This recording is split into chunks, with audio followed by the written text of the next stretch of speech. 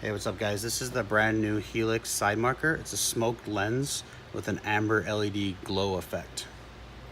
One thing that's interesting about this is the old Helix markers used to clip in and spin and twist just like an OEM piece. This one has the plug, so you gotta put this in here back further in the bumper. What we did, it's a little loose, it's a little easy to kind of come in and out.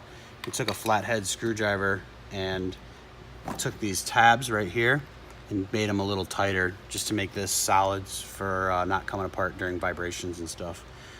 They will plug in either way. The light will turn on. So just when getting these, just be careful, and push the unit itself, I guess not the unit, but this connector back in a little bit so that you have clearance for this new piece. So then this will just pop in. Make sure I got the bad boy back there. And I hold this bracket when I push my clip in too.